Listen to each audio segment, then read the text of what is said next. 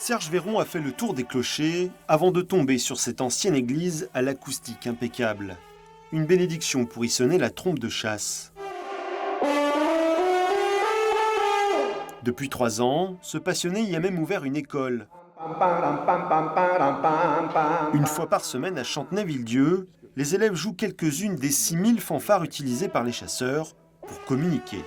La trompe de chasse est ce que le clairon est à la guerre, c'est-à-dire il y a des fanfares qui relatent la scène qui se passe à 2 ou 3 kilomètres. On peut se dire voilà, c'est la vue, il a vu l'animal, il est en compagnie, c'est-à-dire qu'il est avec d'autres animaux, il est des bûches, parce que chaque fanfare, de chaque circonstance a sa fanfare.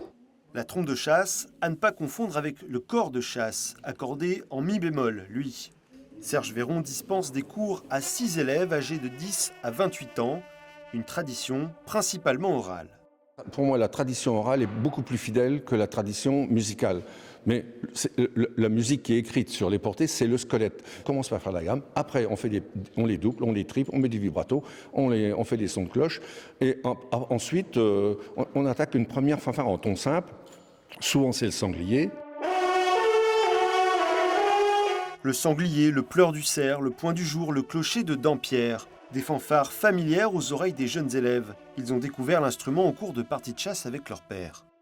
Alors chez moi, à force d'écouter des fanfares, on va dire dans la voiture ou à la maison, ma première trompe que j'ai eue, je m'entraînais comme ça chez moi à la faire. Et puis papa m'a demandé si un jour je voulais aller dans un groupe, et puis j'ai dit oui. Et puis voilà.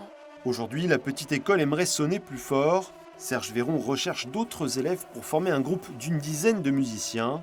Les meilleurs pourront revêtir la tenue de vénerie utilisée pour les chasses à courre.